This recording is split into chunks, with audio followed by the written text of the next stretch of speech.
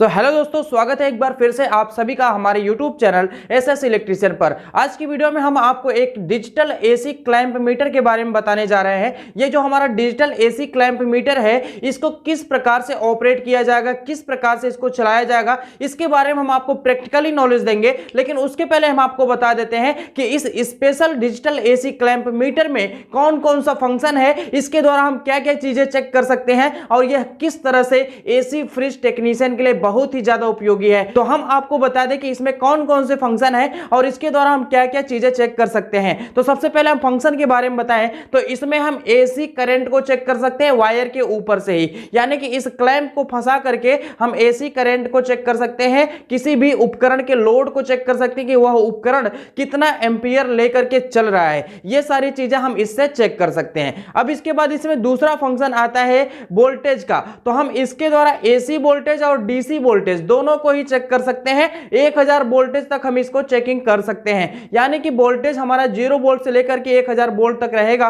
तो भी हम इसको चेक कर सकते हैं क्लियर तरीके से, चाहे वो एसी वोल्टेज हो चाहे वो डीसी वोल्टेज हो। अब इसके बाद अगला फंक्शन जो हमारा है वो है एनसीवी का। एनसीवी मतलब होता है नॉन कॉन्टैक्ट वोल्टेज। अब नॉन कॉन्टैक्ट वोल्टेज तो ये बता तो नहीं पाएगा, लेकिन यह जरूर बता पाएगा कि इस वायर में करंट फ्लो हो रहा है या नहीं फ्लो हो रहा है। तो इससे आपको मदद क्या मिलेगी, जैसे आप किसी भी वायर को चेक करना चाहते हैं कि बीच में से ब्रेक तो नहीं है, तो हम उस पे क्या करेंगे, एनसीवी पे सेट करके क्लैंप मीटर को ऐसे सटाते हुए लेके जाएंगे, जहां तक वायर सही रहेगा वहां पर ये बीप की आवाज करेगा और इसमें जो एक एलईडी है वो जलेगी। लेकिन जहां पर वह वायर कटा होगा वहां से उसके बाद से ये जो हमारा क्लैंप मीटर होगा आवाज करना बंद कर देगा और इसकी जो एलईडी जल रही है वो बुझ जाएगी। तो इससे पता चल जाएगा कि वायर हमारा इसी के बीच में खराब है, हम वहीं पर वायर को चेक करेंगे। अब इसके बाद अगला फंक्शन इसमें क्या है, अगला फंक्शन इसमें ओम का, यानी कि इससे हम मेगा ओम, किलो ओम और ओम तीनों चीजें हम चेक कर सकते हैं। मतलब कि रेजिस्टेंस चाहे छोटा से छोटा हो चाहे बड़ा से बड़ा हो, सबको हम चेक कर सकते हैं इसके द्वारा।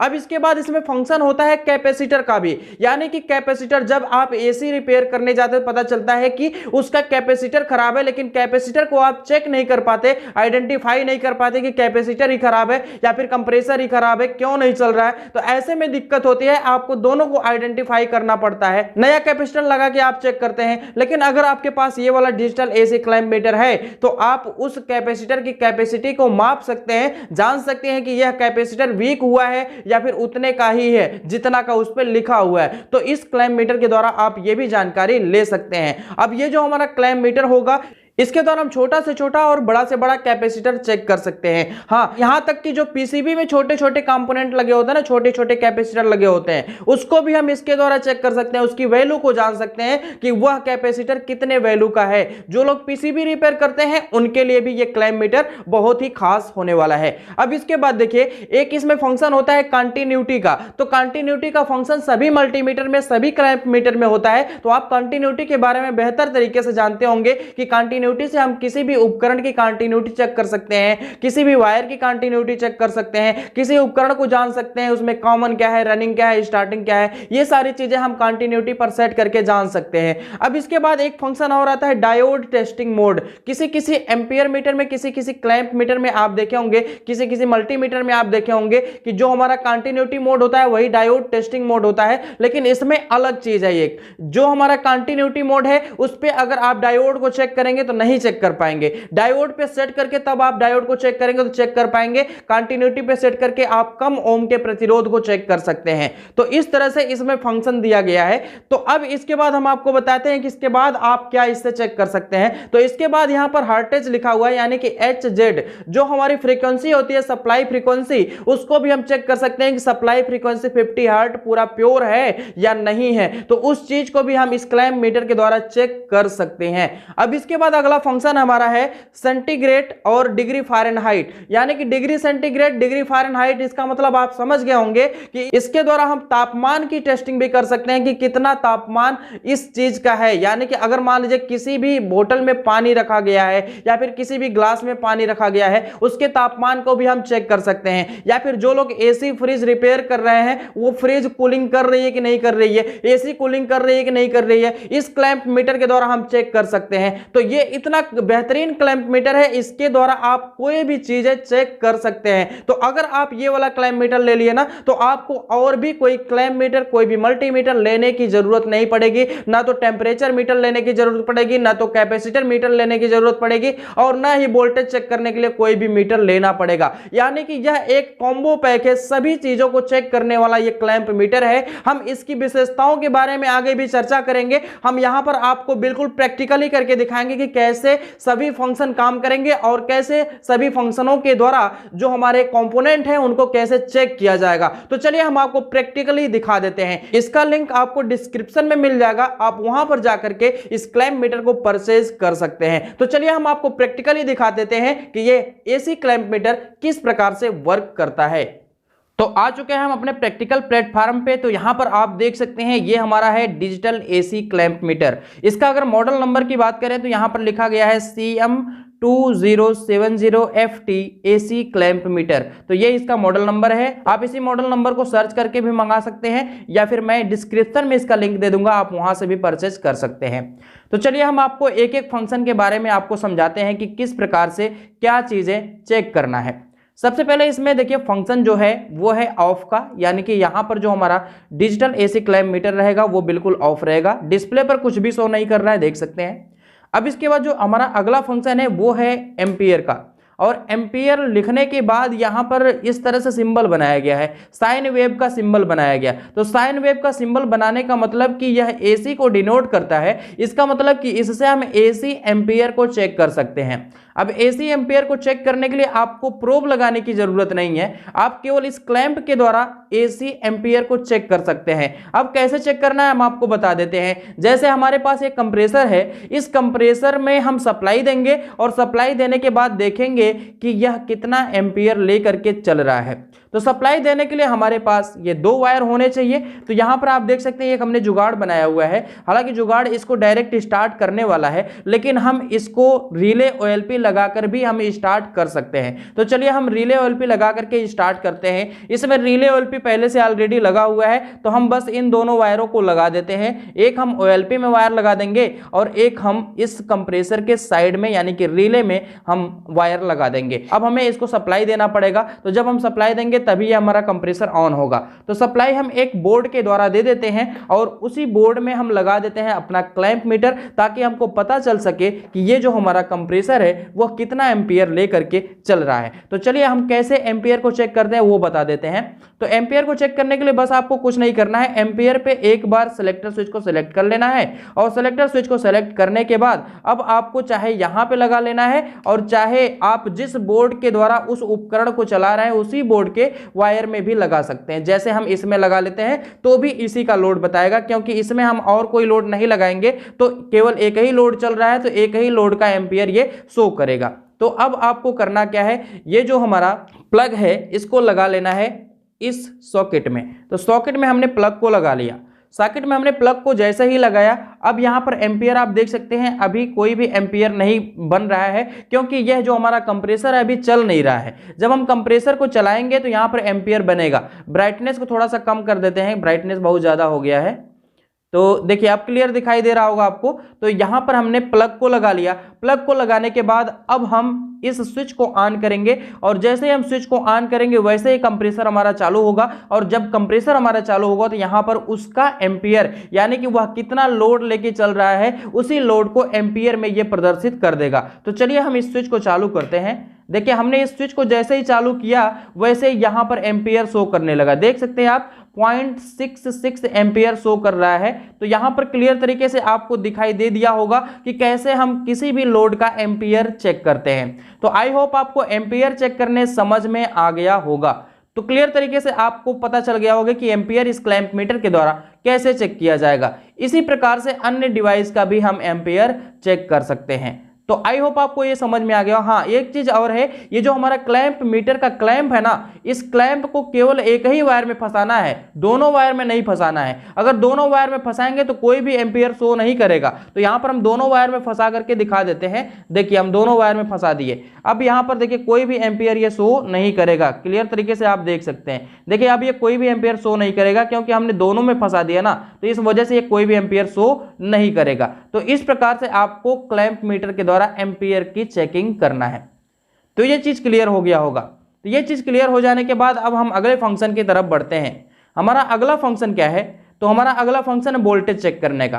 तो यहाँ पर जब हम सेट करेंगे तो इस पे हम डीसी वोल्टेज चेक कर सकते हैं, एसी वोल्टेज चेक कर सकते हैं। अभी फिलहाल में आप देख सकते हैं यहाँ पे डीसी लिखा हुआ है ना, तो हम इससे डीसी वोल्टेज आपको चेक करके दिखाते हैं। तो फिलहाल में इस कंप्रेसर को यहाँ से हटा लेते हैं और हटाने के बाद हम आपको डीसी वोल्टेज पहले चेक करके दिखाएंगे, उसके बाद हम एसी वोल्टेज भी चेक करके आपको दिखाएंगे। तो यहाँ पर देखिए ये अभी डीसी पे सेट है ना, तो डीसी पे सेट होने के बाद आपको बैटरी को चेक करना होगा। ये नहीं कि हम डीसी पे सेट कर लिया और क्लैंप मीटर को लगा देंगे इसमें बोर्ड में, ये नहीं करना है आपको। डीसी पे जब सेट है तो आपको डीसी ही वोल्टेज चेक करने के लिए ये बता रहा है। तो यहां पर आप क्लियर तरीके से देख पा रहे हैं कि हमारे पास दो बैटरी है।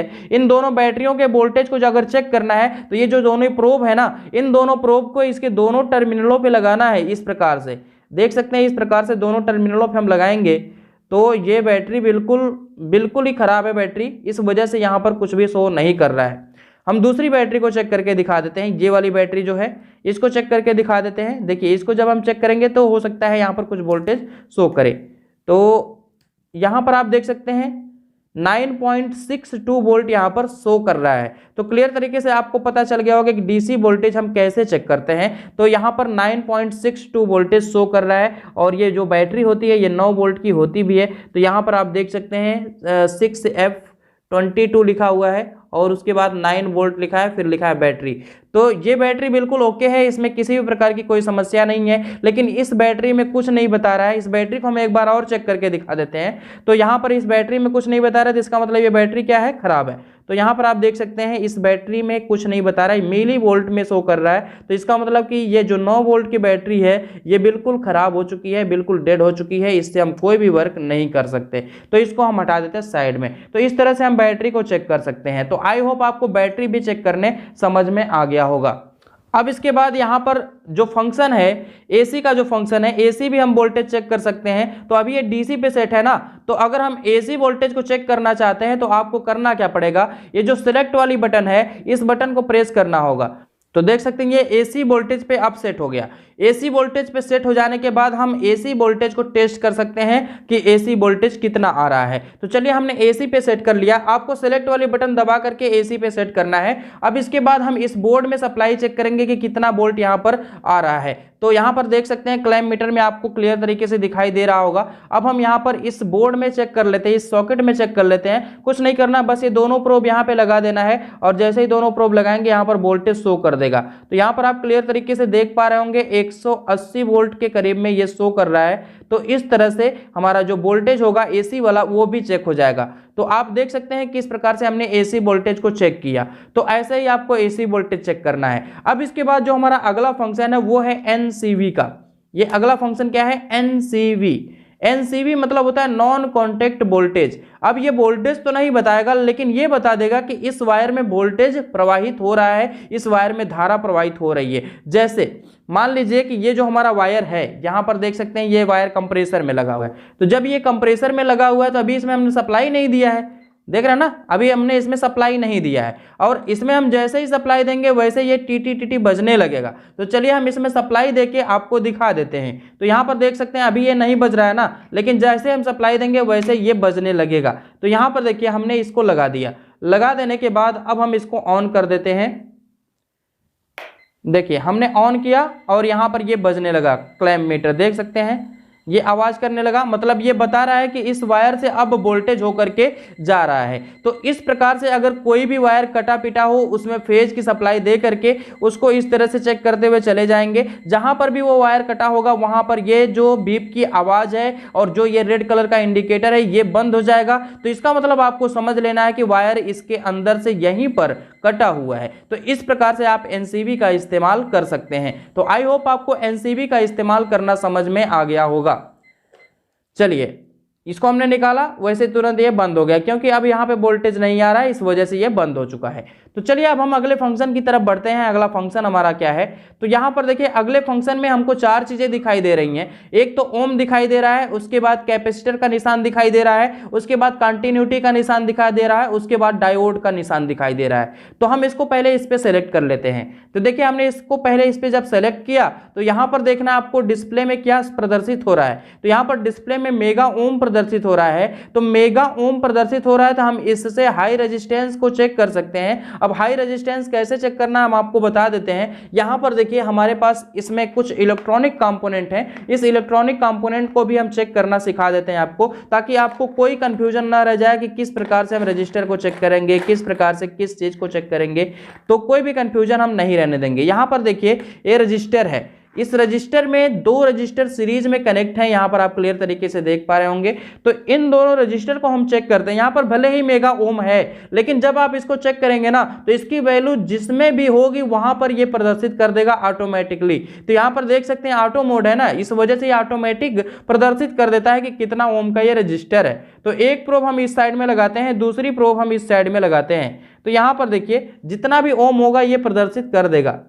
देखिए अब इसको इस तरह से रख के चेक करेंगे तो यहां पर आप देख सकते हैं 200.2 किलो ओम के आसपास में ये शो कर रहा है। हम एक रजिस्टर को चेक करते हैं तो यहां पर देखिए बिल्कुल ये 100 किलो ओम का रजिस्टर है, एक रजिस्टर 100 किलो ओम का है। दोनों रजिस्टर अगर सीरीज में जुड़े हुए तो दोनों की वैल्यू जुड़ जाएगी, तो इसलिए ये 200 किलो ओम का रजिस्टर हो गया।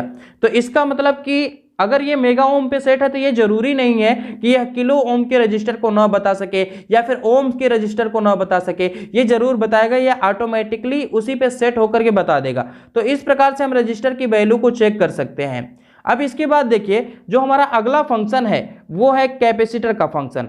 तो हम इसको एक बार प्रेस करते हैं तो देखते हैं ये किस पे जाता है। तो यहां पर देखिए एक बार प्रेस करने के बाद यहां पर ये डायोड पे चला गया, यानी कि ओम्स के बाद ये डायोड पे चला गया। तो डायोड को हम कैसे चेक कर सकते हैं हम आपको बताते हैं। अब देखिए डायोड को चेक करना है ना, तो हम इस डायोड की रेंज पे हम इस रजिस्टर को नहीं चेक कर सकते। यहां पर आप क्लियर तरीके से देख रहे हैं कुछ भी नहीं बता रहा है, तो हम इस डायोड की रेंज पे डायोड को ही चेक करेंगे। तो हम डायोड को लेकर आते हैं और आपको चेक करके दिखाते हैं। देखिए ये हमारे पास डायोड है, तो इस डायोड को चेक करना है कि ये डायोड सही है या खराब है। तो डायोड को जब भी चेक करेंगे तो डायोड के एक टर्मिनल पे एक प्रोब रख लेंगे और दूसरी प्रोब इसके दूसरे टर्मिनल पे रखेंगे। इस प्रकार से रखेंगे तो यहां पर देखिए कोई भी रीडिंग नहीं आ रही है। तो डायोड में एक तरफ से रीडिंग आती है, एक तरफ से रीडिंग नहीं आती है। तो क्लियर तरीके से आप देख रहे हैं इस तरह से कोई भी रीडिंग नहीं आ रही है। अब डायोड को हम उल्टा कर देते हैं, कुछ इस प्रकार से चेक करते हैं। अब देखते हैं अब तो रीडिंग आनी चाहिए। तो अगर अब रीडिंग आ रही है तो डायोड सही है, तो देख सकते हैं रीडिंग आ रही है, इसका मतलब कि डायोड सही है। तो हम इस मोड पे केवल डायोड को ही चेक कर सकते हैं। तो क्लियर तरीके से आपको पता चल गया होगा कि डायोड की टेस्टिंग कैसे करते हैं और इसमें डायोड मोड पर सेट करके हम रजिस्टर को क्यों नहीं चेक कर सकते। तो इस तरह से आपको क्लियर हो गया होगा कि ये डायोड किस प्रकार से चेक किया जाएगा। अब इसके बाद अगले फंक्शन की तरफ बढ़ते हैं। तो हमारा अगला फंक्शन सेलेक्ट बटन से चेंज करना पड़ेगा। तो सेलेक्ट बटन को जैसे ही हम चेंज किए वैसे ही देखिए ये कंटिन्यूटी मोड पे आ गया। यहाँ पर आप क्लैंप मीटर में देख सकते हैं डिस्प्ले में कि यह कंटिन्यूटी मोड पे सेट हो गया। जब ये कंटिन्यूटी मोड पे सेट हो गया तो अब इसके द्वारा हम किसी भी चीज की, किसी भी मशीन की या फिर किसी भी उपकरण की कंटिन्यूटी चेक कर पाएंगे। तो कंटिन्यूटी चेक करने के लिए जैसे मान लीजिए कि हमारे पास एक कोई डायोड है, उस डायोड को अगर हम चेक करते हैं तो देखिए यहाँ पे क्या दिखाता है। देखिए कुछ भी प्रदर्शित नहीं हो रहा है। क्यों नहीं हो रहा है? क्योंकि जो हमारा डायोड है ना, ये डायोड टेस्टिंग मोड पे चेक होगा, जैसा कि अभी हमने पीछे चेक करके दिखाया, और इस कंटिन्यूटी पे रखने पे डायोड हम नहीं चेक कर पाएंगे। तो इस क्लैंप मीटर की यही खासियत है, जिस पे आप सेट करेंगे उससे आप उसी कंपोनेंट को चेक कर पाएंगे। अब यहाँ पर देखिए बात आती है कंटिन्यूटी चेक करने की। तो हम किसी भी अगर कंप्रेसर की ही कंटिन्यूटी चेक करना चाहते हैं कि उसमें कॉमन रनिंग स्टार्टिंग कैसे हम पहचाने, या फिर उसमें कॉमन रनिंग स्टार्टिंग सही बता रहा है कि नहीं बता रहा है, इस चीज को अगर चेक करना है तो हम इसी कंप्रेसर को चेक करके आपको दिखा देते हैं। तो यहाँ पर देखिए कंप्रेसर की 3 पिनें आपको दिख रही होंगी, इन तीनों पिनों को हमको चेक करना है। तो चलिए हम चेक करते हैं। कंटिन्यूटी पे हमने सेट किया हुआ है,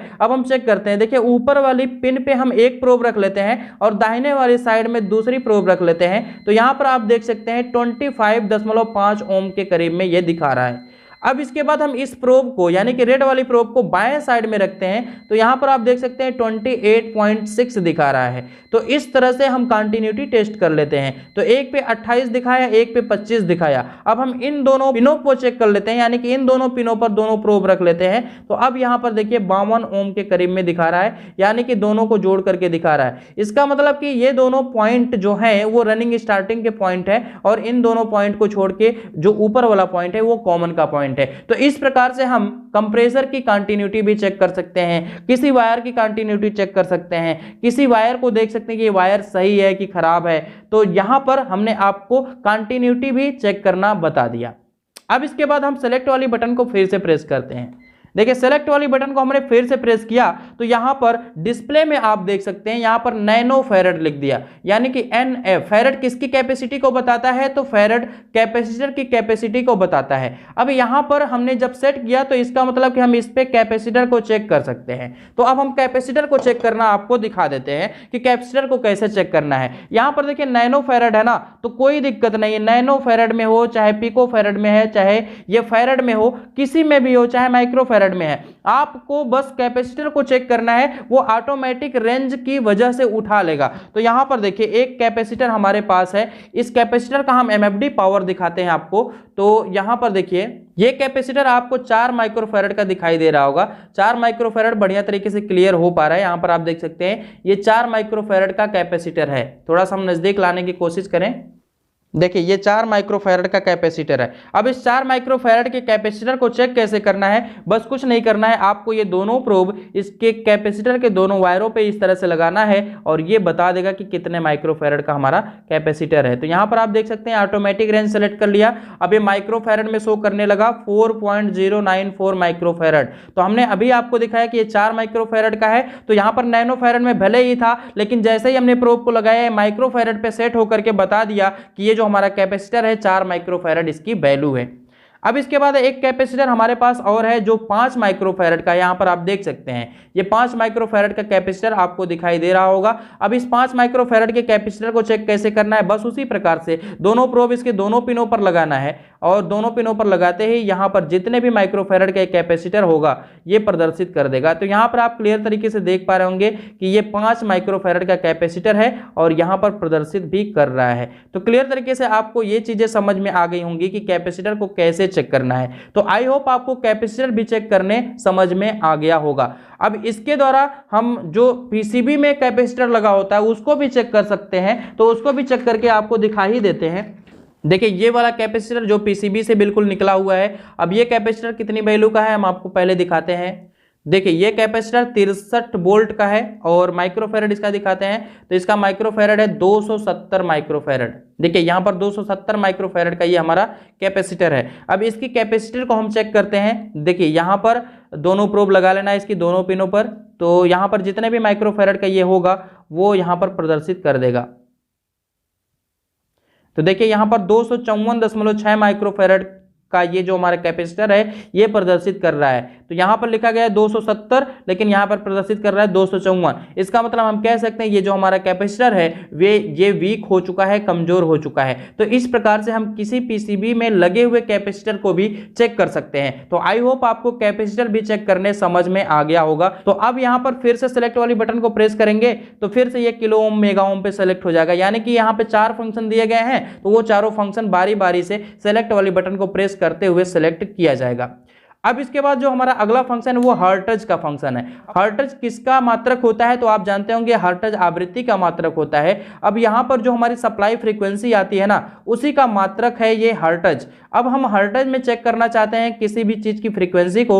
जैसे जो हमारी सप्लाई फ्रीक्वेंसी होती है वो 50 हर्ट होती है, लोग कहते हैं 50 हर्ट होती है, लेकिन आप इससे चेक करके जान भी सकते हैं कि 50 हर्ट होती है या नहीं होती है। तो इसको चेक करने के लिए आपको देखिए हर्ट्ज पे सेलेक्ट करना होगा और हर्ट्ज पे सेलेक्ट करने के बाद जो हमारा ये बोर्ड है इस बोर्ड में इसको लगाना होगा दोनों प्रोब को। तो यहां पर देखिए बोर्ड में दोनों प्रोब लगाएंगे इस तरह से। देखिए सही ढंग से लग नहीं पा रहा है, नहीं तो ये 50 हर्ट बताता। तो यहां पर आप देख सकते हैं 57 के आसपास में ये प्रदर्शित कर रहा है।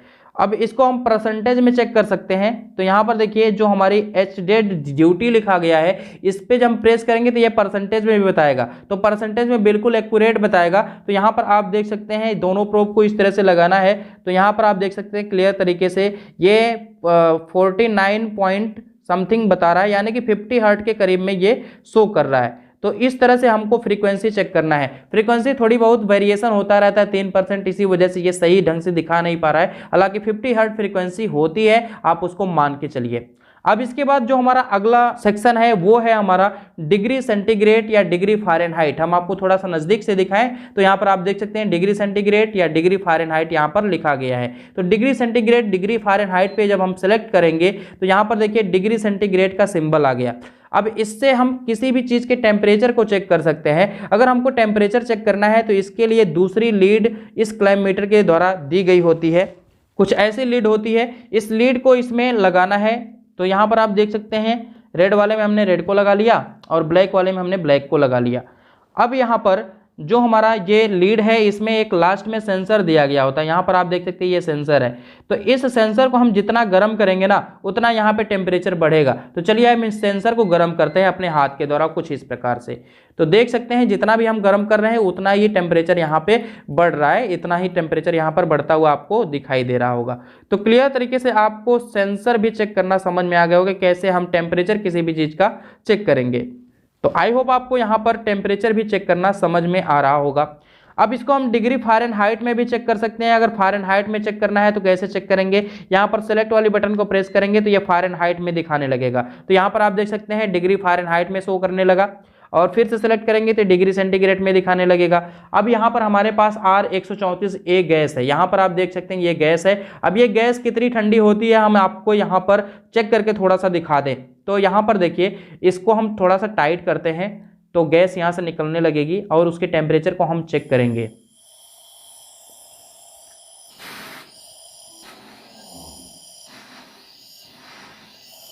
देख सकते हैं ये माइनस में टेम्परेचर इसका चला गया। तो इसका जो टेम्परेचर होता है ना वो माइनस में होता है। तो यहाँ पर आप क्लियर तरीके से देख पा रहे होंगे अभी ये माइनस में है, अब ये धीरे धीरे प्लस में जाएगा, रूम के तापमान के बराबर में होगा। तो यहाँ पर आप क्लियर तरीके से देख पा रहे होंगे कि सेंसर माइनस में भी प्रदर्शित कर पाएगा। तो क्लियर तरीके से आपको ये पता चल गया होगा कि सेंसर के द्वारा हम किस प्रकार से टेम्परेचर को चेक कर सकते हैं। तो टेम्परेचर को डिग्री फ़ारेनहाइट या डिग्री सेंटीग्रेड में चेक कर सकते हैं। अगर कोई कह रहा है कि हमारी फ्रिज कूलिंग नहीं कर रही है तो पहले इस सेंसर को लगा करके चेक कर लीजिए कि फ्रिज कूलिंग कर रही है कि नहीं कर रही है, माइनस में इसका टेम्परेचर जा रहा है कि नहीं जा रहा है। और अगर मान लीजिए कि नहीं जा रहा है तो समझिए फ्रिज कूलिंग नहीं कर रही है, अगर माइनस में जा रहा है तो फ्रिज कूलिंग कर रही है। हम आपको एग्जैक्ट वैल्यू भी बताएंगे किसी भी वीडियो में कि कितना माइनस में होना चाहिए। तो आई होप आपको यहाँ पर जितने भी फंक्शन यहाँ पर थे वो हमने आपको चेक करके बताए और सभी फंक्शन आपको समझ में आ भी गया होगा। अब इसके बाद कुछ बटन इसमें और हैं, उन बटनों के बारे में भी बता देते हैं आपको। तो यहाँ पर देखिए ये हमारी बटन है रिलीज बटन। तो इस बटन को जब हम प्रेस करते हैं ना तो यहाँ पर रीडिंग जो होती है वो 0 हो जाती है। तो इस बटन का फंक्शन यही है कि हम जब भी इस बटन को प्रेस करेंगे तो यहाँ पर जो भी डिजिट शो करेगा वो 0 हो जाएगा। अब इसके बाद यहाँ पर देखिए हर्टेज और फ्रीक्वेंसी को चेंज करने के लिए यहाँ पे है। जब हम इसको इधर करेंगे तो यहाँ पर देखिए डायरेक्ट अगर आप फ्रीक्वेंसी चेक करना चाहते हैं तो इस बटन को दबा करके चेक कर सकते हैं। अब इसके बाद एक बटन और हमको यहाँ पर दिखाई दे रही होगी जो सेलेक्ट वाली बटन है। इस बटन को जब हम प्रेस करते हैं ना तो क्या होगा, यहाँ पर देखिए इस बटन को प्रेस करने से होता क्या है, इस बटन को प्रेस करने से ये जो क्लैंप वाली लाइट होगी वो ग्लो करेगी। इस बटन को ही प्रेस करके हम फंक्शन को सेलेक्ट करते थे तो ये दोनों काम करती है, एक तो क्लैंप मीटर की जो लाइट है उसको जलाने के लिए और दूसरा इसमें फंक्शन को सेट करने के लिए। इसको फिर से इस प्रकार से दबा के रखेंगे तो ये जो हमारा फंक्शन है, ये जो हमारा बल्ब जल रहा है ये बुझ जाएगा। तो क्लियर तरीके से आप देख पा रहे होंगे। अब यहाँ पर एक होल्ड वाली बटन है। जब हम इस होल्ड वाली बटन को प्रेस करेंगे तो यहाँ पर जो डिस्प्ले में नंबर दिख रहा है यहाँ पर एक लाइट जलने लगेगी। तो चलिए हम इसको प्रेस करके दिखाते हैं। देखिए यहाँ पर एक लाइट जल गई ना। अगर इस होल्ड बटन को थोड़ी देर के लिए प्रेस करते हैं तो यहाँ पर जो रीडिंग होगी वो होल्ड हो जाएगी। तो यहाँ पर आप देख सकते हैं H लिख दिया, इसका मतलब रीडिंग क्या हो गई, होल्ड हो गई। अब ये रीडिंग चेंज नहीं होगी जब तक हम इस बटन को फिर से दोबारा नहीं दबाते। तो चलिए हम इसको फिर से दोबारा दबा देते। देखिए ये होल्ड हट गया तो रीडिंग यहाँ पर चेंज होने लगी। अब यहाँ पर इसी बटन को फिर से प्रेस थोड़ी देर तक के लिए करते हैं तो यहाँ पर जो लाइट जल रही थी वो लाइट बुझ जाएगी। तो इस प्रकार से इस क्लैंप मीटर का सारा फंक्शन काम करता है। तो आई होप आपको इस डिजिटल एसी क्लैंप मीटर के सारे फंक्शन के बारे में समझ में आ गया होगा। तो अगर आपको फिर भी कोई डाउट है तो आप कमेंट बॉक्स में कमेंट करके बता सकते हैं और उस पर एक बार फिर से वीडियो बन जाएगी। तो मिलते हैं हम नेक्स्ट वीडियो के साथ, तब तक के लिए धन्यवाद। जय हिंद।